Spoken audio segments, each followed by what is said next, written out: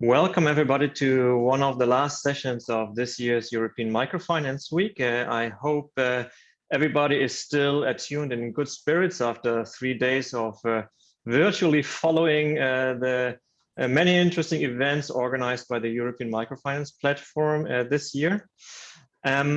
This workshop is in a sense a continuation of a panel session which has been just concluded a few minutes ago on responsible human resource development, which presented the results of a survey on the current level of HR practices in MFIs worldwide.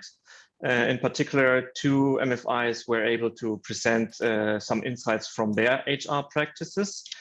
I expect that some of you have participated in this earlier panel session and that you are informed on some of the results of the survey and findings, but yet having participated in the panel session is not a requirement for attending this workshop.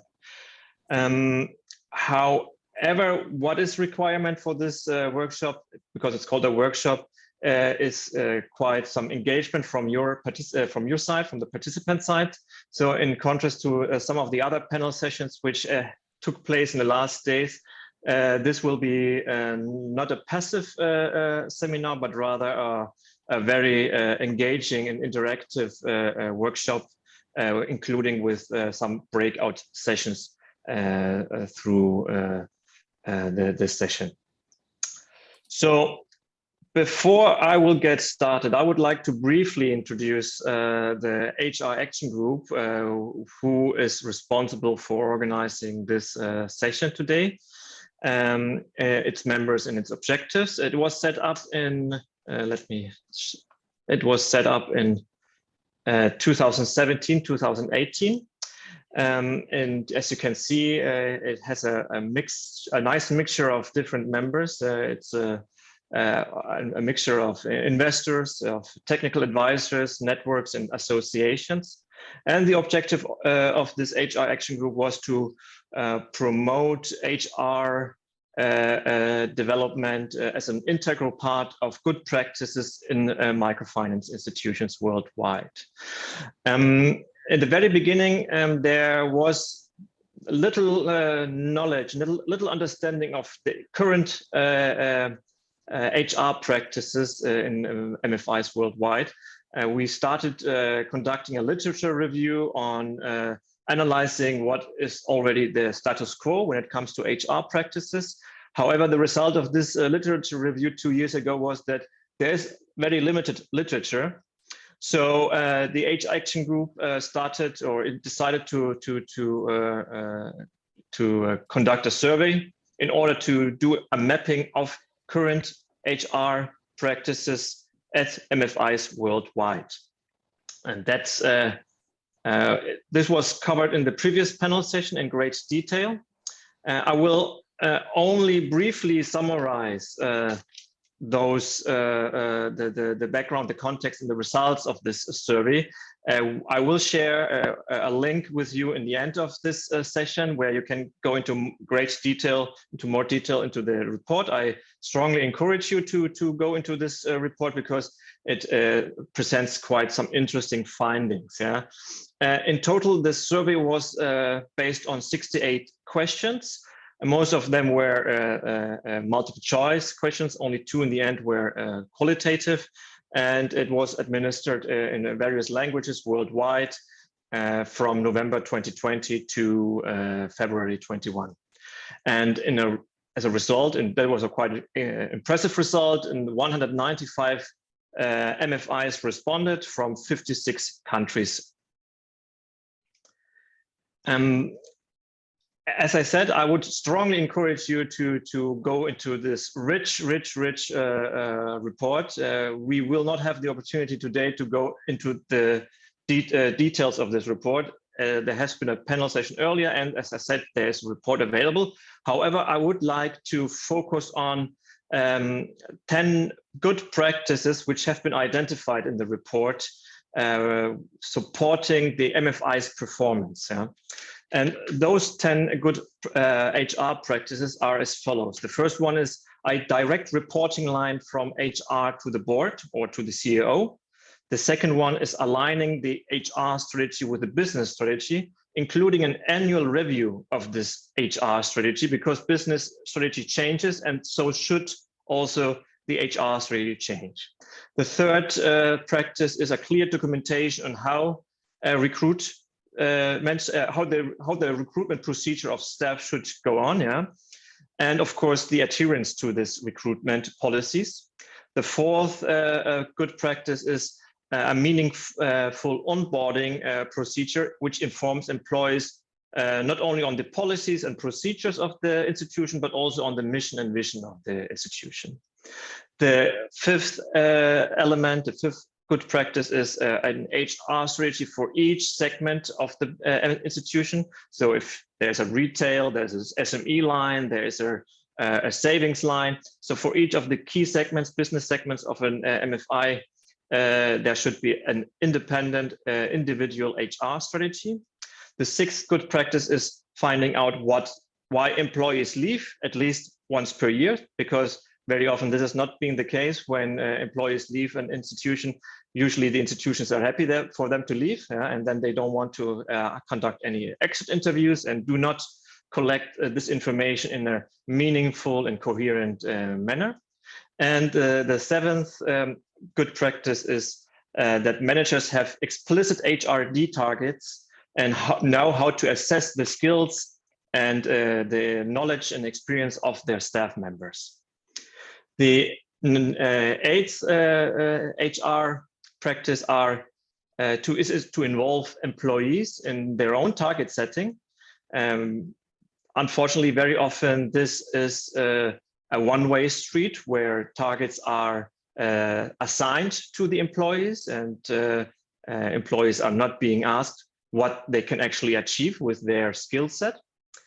And the ninth HR practice, which supports the MFI performance, is to regularly evaluate the satisfaction levels of employees. And the 10th and last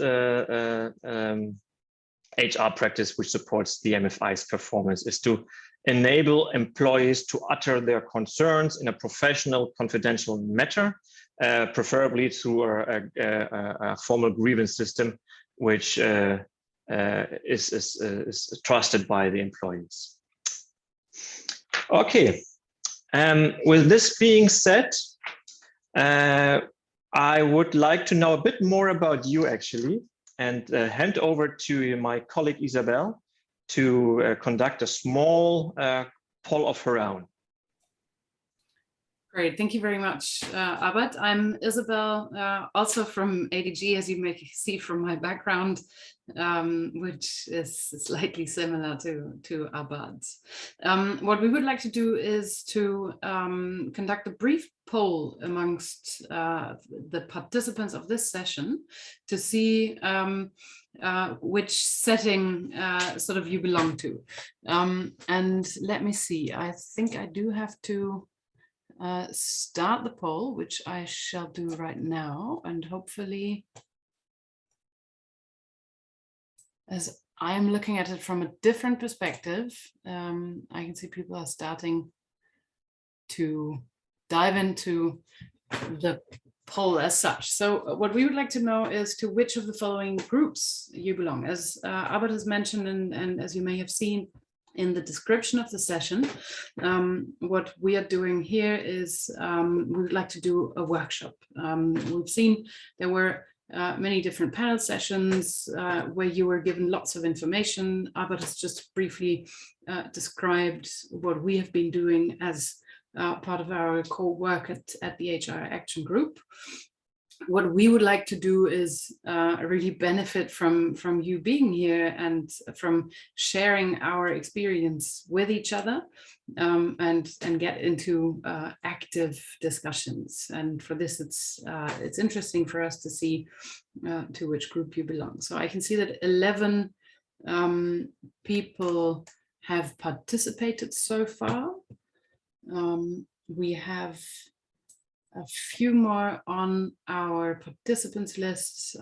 So if you are looking forward to sharing and discussing and getting each other's views, just feel free to participate in this poll that will give us some background on how to proceed, as we have prepared several options. Obviously, it's difficult to know ahead of time who will be here in this room and who is open to discuss. So this is something that we have to decide spontaneously. I can see a few familiar names on the participants list, which is making me very happy, by the way. Allow me that sort of personal comment. It's great to see. All right, so maybe to my co-hosts, Abad and Eva. I'm not sure, this is where technical things and working from different places and offices, I have no idea what you are seeing on your screens, whether you can see the poll results as well or not. We can see the poll results, yes. All right. So the question is how to go into the second. I would suggest to go to mixed groups. Yeah. But 3 breakout rooms, yeah. Yeah. Perfect. I agree. Let's do that. All right. So we've maybe, but do you want to pick up, or should I continue? No, I will pick up. Yes, sure. So we have now got a picture of you, the participants, and we would like now you to invite you to enter one of the 3. No, it's not. It's going to happen automatically. Sorry, because we will not be based on the background of the participants. So the participants will be now selected automatically in one of the 3 breakout groups, yeah, where you will be under the moderation of the 3 of us, Isabel and Eva and me, discuss a set of questions with regards to these 10 human resource best practices in the MFI sector. Yeah? So I would like to invite everyone among the participants to join these breakout sessions, and I would like to ask the technical host actually to start the automatical distribution of the participants among the 3 groups, if this is possible.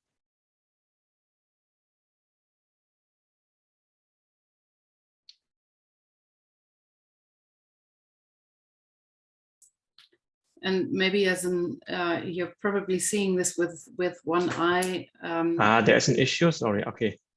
There was in a chat discussion an issue. I did not know this. That's fine. I thought so. There is some obviously activity going on in the participants list.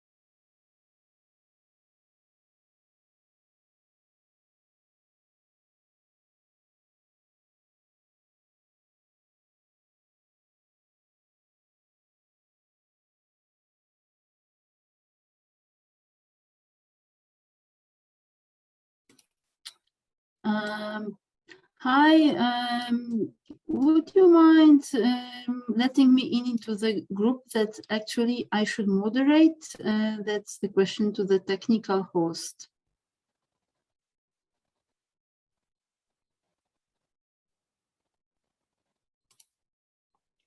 Eva, weren't you automatically sent to one of the rooms? I was sent to the wrong one, so let me just... Yes, because it was automatically attributed. Which one do you need to go to? I think I should go to the room number. Okay, I've got it. I will just go to the room number 2. Okay.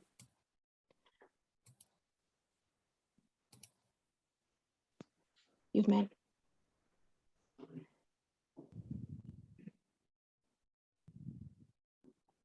Okay.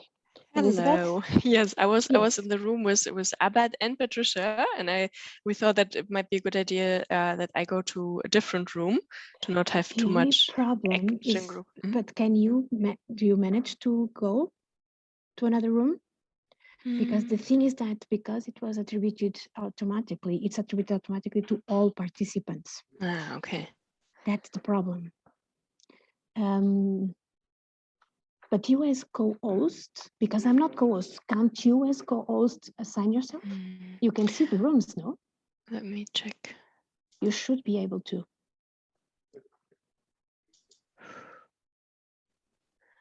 Okay, there is one person who's not yet in a room. I can see that. Yes, but at Afka don't. It's she. I'm not sure if she's going to be here for a long time. Yeah. I see my name, but I cannot. Because I'm not co-host. Yes. I cannot No, assign myself for. I don't know. yeah, let me see if the host can. Let me go 1 minute. And Afka, just let me tell Afka, we are now doing breakout rooms. So if you want to get in one of the room, you can go into below on the 3 points on the breakout rooms, and you can join one of them. But okay, Elizabeth, I'm just 1 minute, okay? Yeah, sure.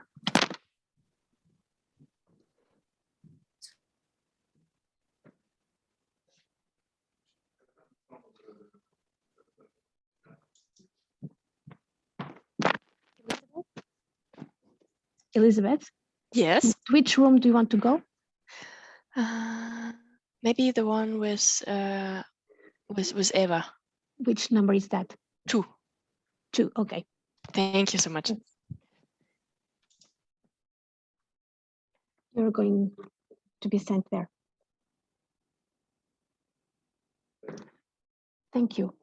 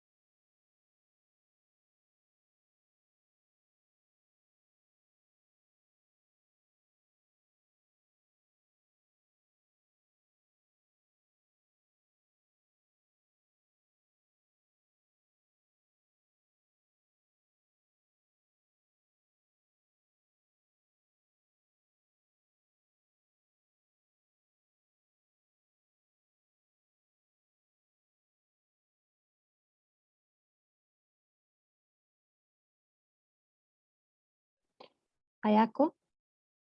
No, she's okay.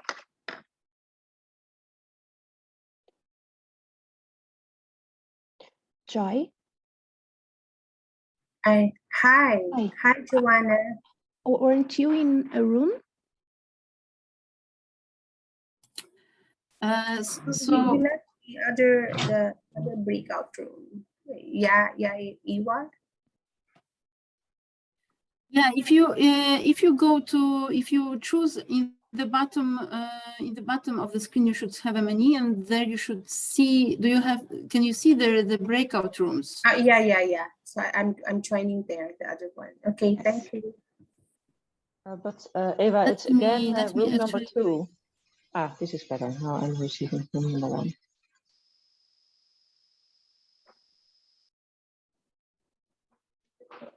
Elizabeth? Let me do it for you. Elizabeth and Eva? Yeah. You're out of the breakout room. Yes, the reason was that actually we realized there are no people who are able to kind of share the content, so we decided to join the other groups. So okay. I'm just joining another group as well. So it's 1 or 3. Yeah, because in the end there were just 2 people from the press that joined, and then 1 person from MFI came late, so we were already in the process of deciding to join the other rooms. So no, that's good. well, That's fine. Okay. Let me also go to another group. Eva, which are you going to choose? Then I take the other one. Which one? Choose one, and I mean, take I the don't other know. one. Actually, okay. Let me then go to group number 3, but somehow I cannot join it. I don't know why. Can you assign me to group number 3?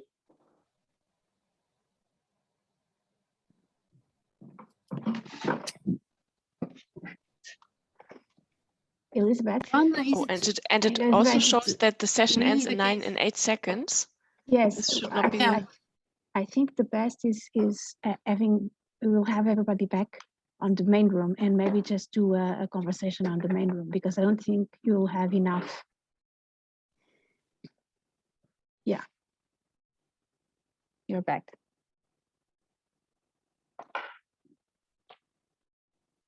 Can you hear me? Isabel, can you hear me? Yes, so we've been moved back to the whole group, and I'm happy that there's quite a few cameras on. Hello to everyone. I think this kind of interaction and session is much more interesting to actually look into the faces and not just talk to a screen and see a presentation at the time. So Stanley, I'm sorry you were cut short with this move back to the bigger group.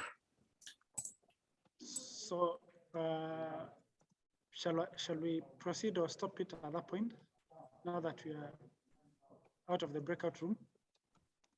I think it would be interesting to also see and hear from the other groups. I only had one eye. There we go. Albert is sharing your screen. I'm not sure, to be quite open, I'm not sure whether the move back to the bigger group was a deliberate one at this point. Albert, you're muted. Yes, it was a deliberate point by Joanna. She put us all in one room. Aha, because there were smaller groups, huh? No, Exactly. it wasn't. It was automatic from the system, but okay. Okay. But No, it was. I thought it was deliberate. No, it wasn't deliberate, but it was a technical thing. But I think it was with the number of people you have, I think you can have a good discussion all together. Okay, thank you, Joanna, for shedding some light into that. That's why we had a 60 seconds of what's happening now. So apologies for that. I don't know who else was cut short. So let's draw sticks as to who could finish their sentence first.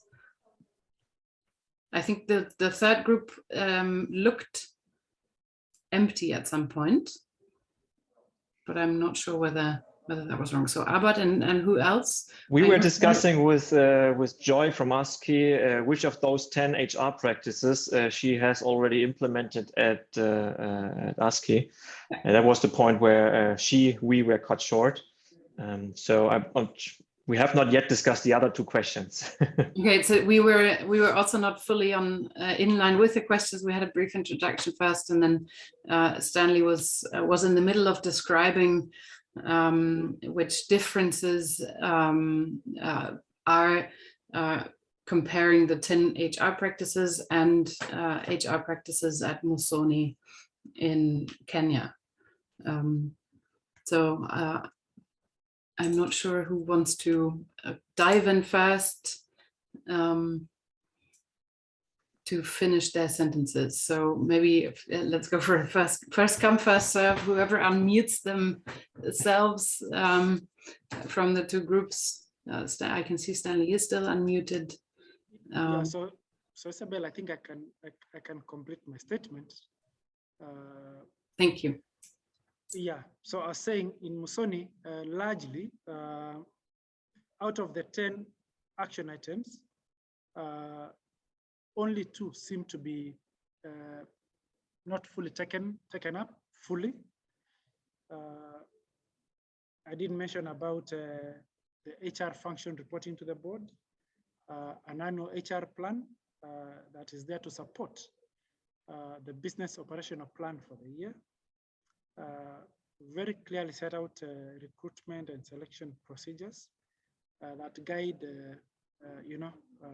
how to bring in people on board. I will not go through each one of them, but I'll talk about number 6.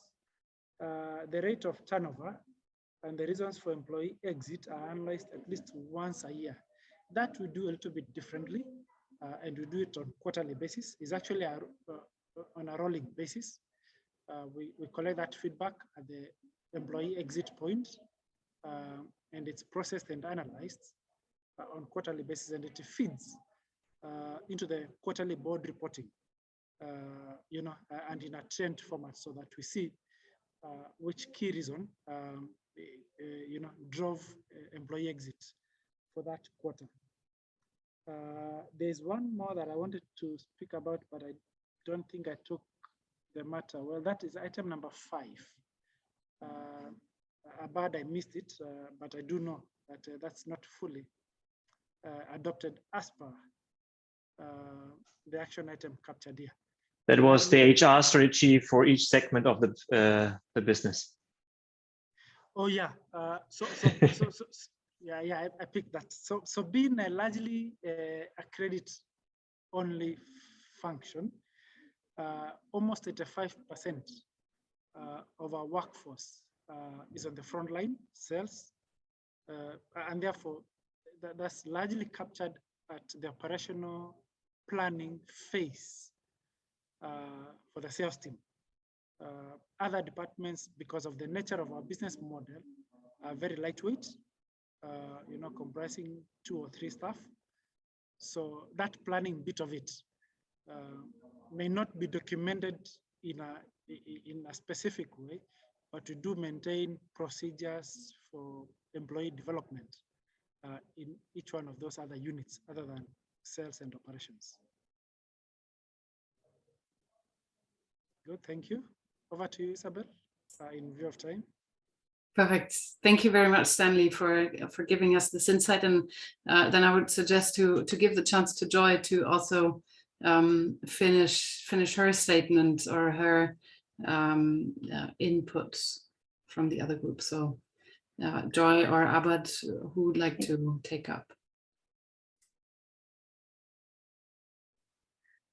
Okay, good evening again from the Philippines. Out of these 10 human resources practices, we have number 5 who wherein our organization is still working on it, but slowly. This is one of the challenges that is part of that we need to still polish. But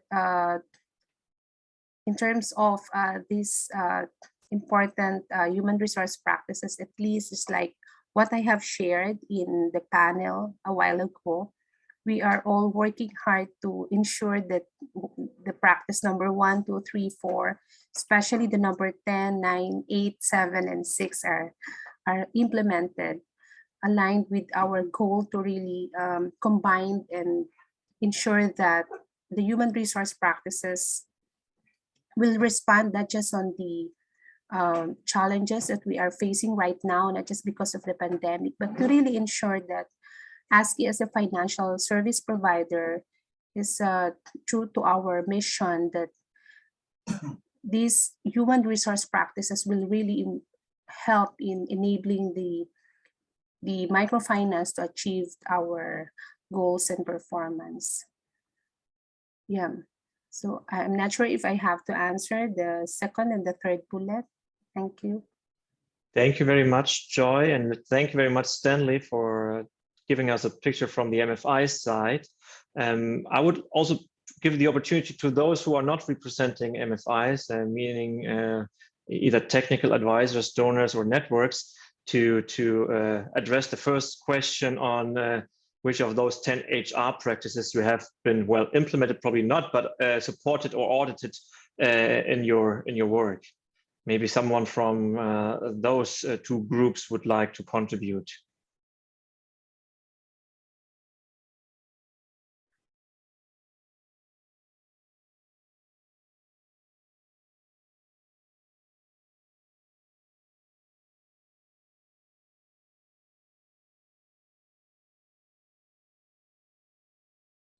No one wants to raise the hand. Oh, let me raise the hand on behalf of networks, or speak as a network. We, as a microfinance center, we are actually supporting, I would say, I think we are supporting especially the practice number 7, which is meaning training, so building capacity of managers to receive training managers, or to provide feedback and assessing the skills of employees, especially when it comes to digitalization and in the context of digital transformation. So that's what we've been focused on in the last few months, providing regular webinars on how to help managers involve staff, how to assess their skills to innovate, to drive this digital transformation. So that's on our end. Thank you. Thank you very much, Eva. Okay, now we have a nice picture of what has been implemented or supported. But of course, not everything always works easily and without any problems. And therefore, I would like to focus on the second question of our session, which is like, where do you see the challenges in implementing some of those practices in your MFI, or when it comes to supporting those practices with MFIs? In particular, those in the past which you tried to implement and did not work yet out. So maybe you can put some light on those challenges when it comes to implementing HR practices. And again, maybe it makes sense to start with the MFIs. Joy or Stanley or anyone else is really welcome to contribute on challenges when it comes to implementing HR practices.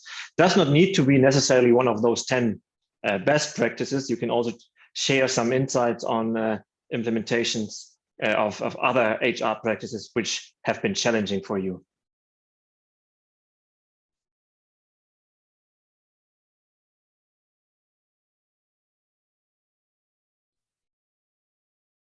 I'm allowing Joy to go first. Sure, please. Okay, thank you, Stanley. Yeah, in terms of the challenges, since many financial service providers, especially in the Philippines, which is a third world country, the main challenge now that we are facing is really the continuity of the learning and development program, because it entails a lot. It requires financial resources. Most of the financial service providers here, especially in the regions where we operate, experience a lot of challenges, liquidity crunch, and balancing both what the organization will prioritize in terms of continuing the business, plus although learning and development is a very, very vital part of every organization, but we have to ensure that we have sufficient financial resources, balance both in providing first the needs of the employees, continuing the portfolio, and the required budget, the investment that we need to continue this program that we would like to continue for our employees. But at least in the past years, we're able to survive. But that's one of the pressing need, a challenge that we are facing right now in the implementation of continuous training program for our employees. Although we are able to maximize or we're able to optimize the use of technology, so it's more cost efficient. Yeah. Thank you, Joy, for sharing a challenge. Stanley, you were also willing to share a challenge with us. Yeah, mine, I'll talk about the challenge around the intensity of the work around the administrative work around HR management. At the onset, we weren't using technology a lot to run the HR department. And with a desire to be lean, a lean organization, running probably a workforce of about 350 to 400 employees with only 3 staff in HR, then it became quite a huge task to achieve that. But over time, we were able to automate nearly all HR functions, beginning with the onboarding process, induction process, conducting of surveys, and collecting that feedback, into an item that I've seen captured and bullet number 6, getting and processing reasons for staff exit. So the challenge was largely absence of automation, but when we were able to deploy automated solutions to all this, and also bring a lot of training on an electronic platform, we were able to address much of the challenges that would have stopped us in the past from implementing these action items. And I think that has been successfully done to date.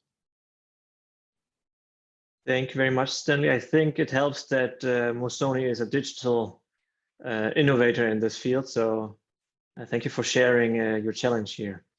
Maybe I can call on Eva if you want to share some challenges when it comes to supporting or HR practices.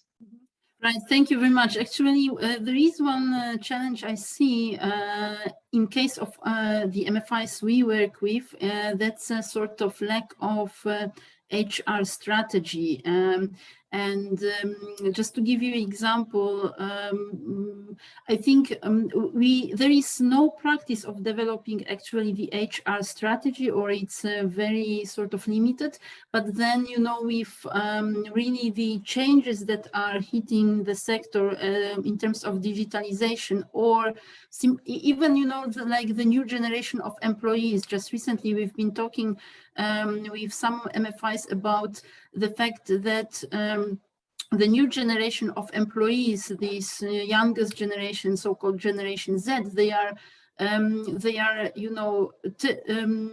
very often they are changing the jobs. No matter and there was a question how actually we can keep them in the MFI. And one of the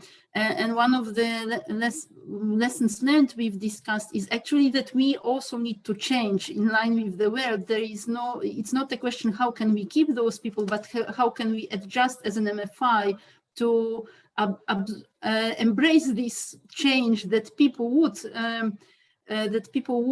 switch between jobs very often. And then as an organization, we need to adapt to this fact, meaning being more agile, being able to shift the tasks between staff much more than before, right? So, but this requires, recognizing the changes in the on the employees market, and then developing appropriate strategy, because transforming to this agile mindset in microfinance institution, I think that's that's a challenge. I would say it's a kind of, for now, I can't even, it's mind blowing. How can you really transform into really agile institution? We are used to think agility is only for IT departments or IT companies, but then we need to become everybody needs to become agile, because the employee, the market of employees changes. The new generation is simply different. So I think we need to focus more on developing strategies that for HR that really reflect the current not only the inside of the MFI, but are also outside. Thank you. Thank you, Eva. I think this is a very important point because, you know, in the past, microfinance institutions were often the pioneers in their market, and whatever they offered on the market was taken up. Yeah, but nowadays there's an increasing competition among microfinance institutions. Yeah, and so the workforce is really the one criterion which makes a difference between one MFI to the other MFI. So I agree with you very much here that in this modern times where banks do not only provide products anymore, but actually a service, and it's really important to have like competent staff in your financial institution. Okay, sorry, please, Eva. I mean, that's a valid comment. I think the one thing is the competition, right? The increasing or saturated microfinance markets, the competition also from then banks, that now we have also fintech companies coming in, right? But then I think an important thing to be aware is that also the employees change. The way, you know, this young generation, their attitude towards workplace changes. They are not afraid of changes. They don't need a stable job, right? So that's also, I think, the second point to what you said. Yeah, exactly. Yeah, thank you very much. I would like to conclude with this session with the last question on focusing on the current situation, of course, in microfinance, which is shaped, of course, by COVID-19. And I would like to know which of those 10 HR practices has helped you most coming through the crisis. Yeah, where can you see after now 21 months of COVID-19 crisis?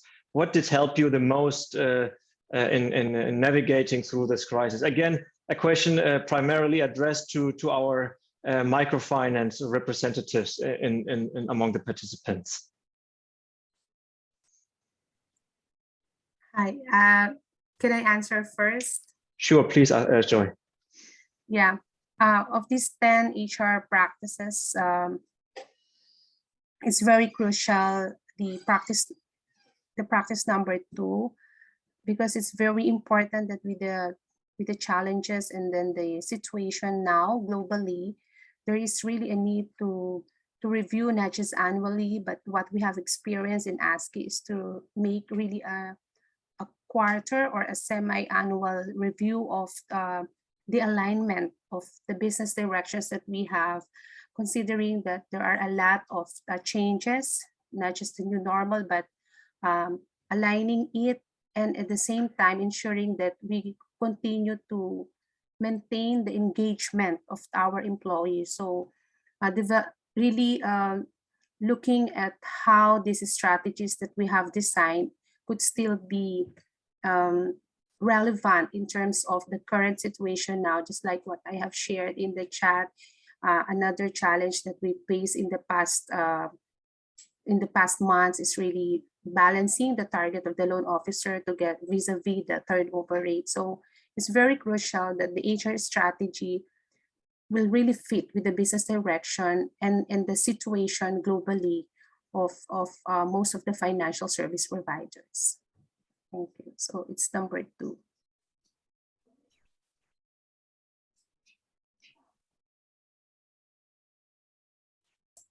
But you're still muted. Sorry, I clicked on it, but it did not work. Thank you, Joy, for your contribution here.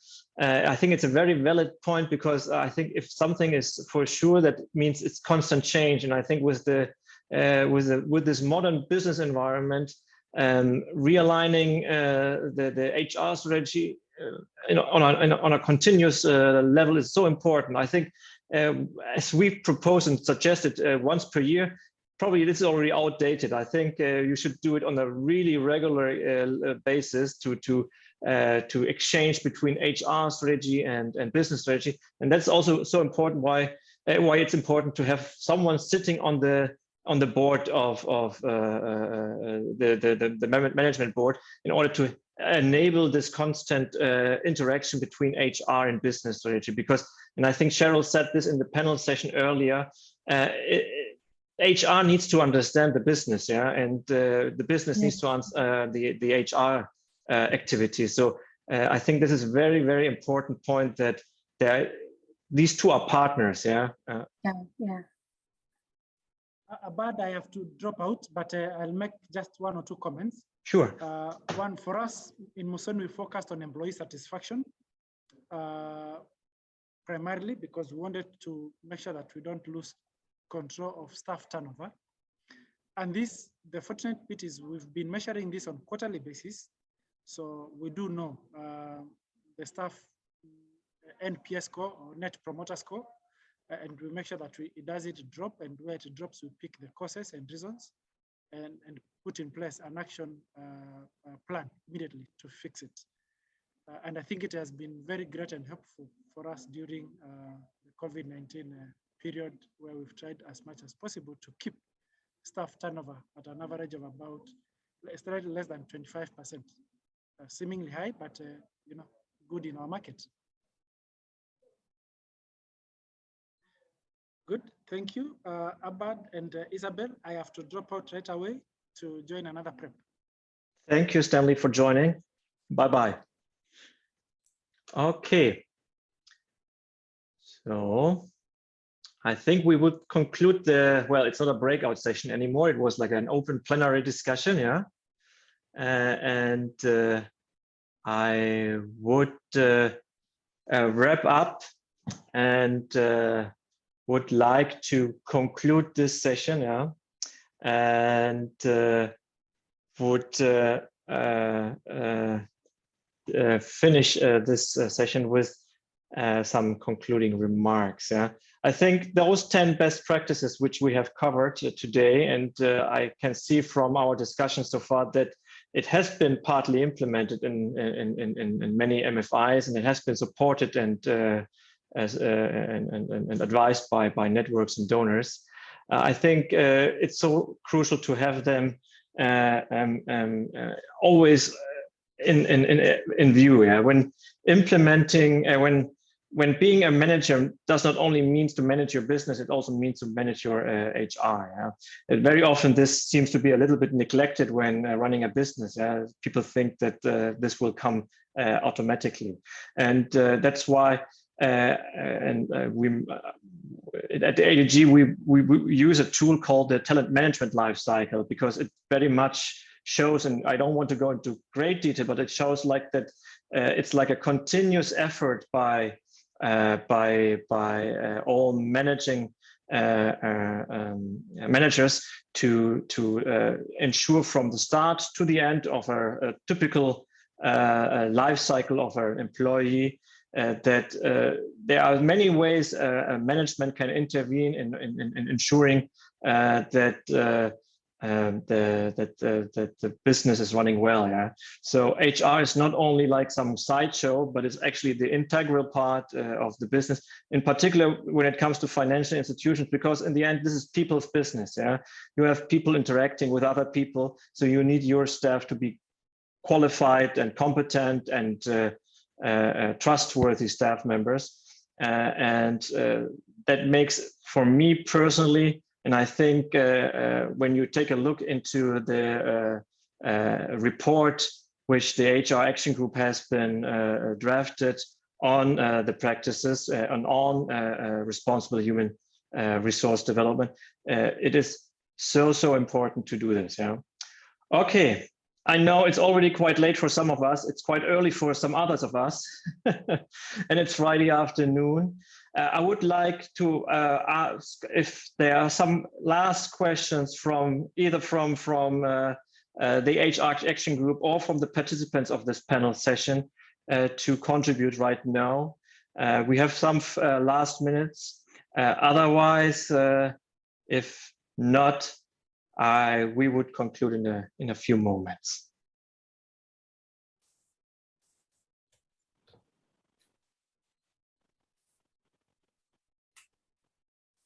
But maybe if you allow me, I just thought perhaps I'd make one comment connecting what Joy, Stanley, and Ewa all had to say with the survey results. Sure, please, Cheryl, most welcome. She's actually, for those who do not know, she's the author of our report. Yeah, so she knows the details here. So, you know, I was really struck by Ewa's comment about how employees themselves, the Gen Z, right? That it's not just that competition is making turnover an issue, but it's employees themselves who aren't bothered by change and in some cases want change. And that is also driving the level of turnover. Stanley really focused more on how they're trying to figure out what is causing people to stay or what engages employees and to do more of that, what disengages them and to try to correct or stop or change that practice. What the survey data shows is that institutions can be successful with either approach. They can have a higher level of turnover and still be profitable, still have good market share, still grow their clients. With that higher level of turnover, the key is to set a target turnover rate that is in line with your business strategy, and then to look at your activities all around that talent management lifecycle and make sure that the way you recruit, the way that you onboard, the way that you manage performance, the way that you incentivize, that all of those practices are then more, you know, that they're aligned with your business strategy. So if you want to support movement and change, people perhaps leaving your institution to gain a skill and coming back, or I'm trying to read Ewa's comment. Gen Z is more willing to change, to question everything and improving constantly. They are all about change and improving, but this means challenging everything, which is not always welcomed by other employees. Yeah.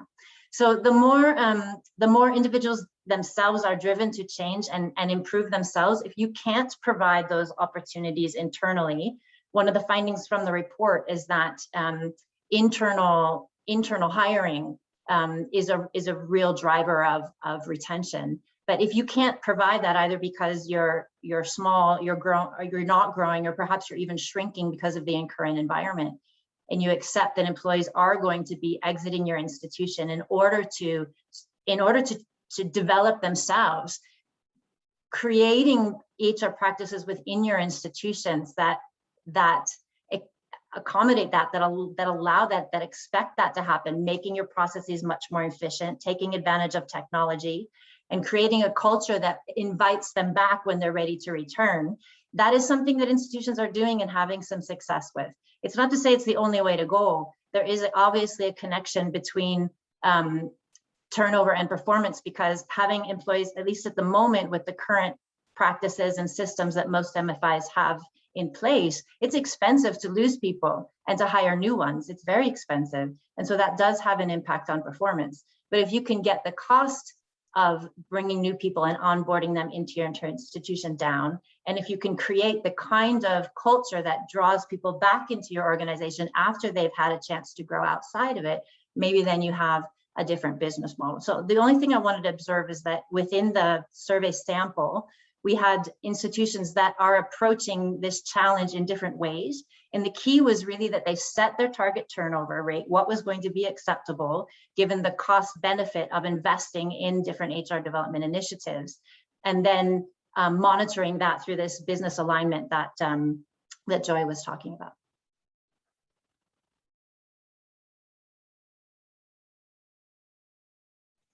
Thank you very much, Cheryl. And I would like to conclude with a brief outlook where you can get more information. It's of course the HR Action Group itself, the website, then the publication which Cheryl was authoring, the HRD practices in the microfinance sector, and of course, but not last, she is contributing to our blog, which summarizes some opportunities for action which MFIs can take an example of. So with this outlook, with this being said, again, thank you very much, in particular for those who woke up early or stayed up long in the evening. Yeah, and I would like to close today's session, and I hope we will see us again next year in real life. Yeah, and yes, thank you very much for joining this session.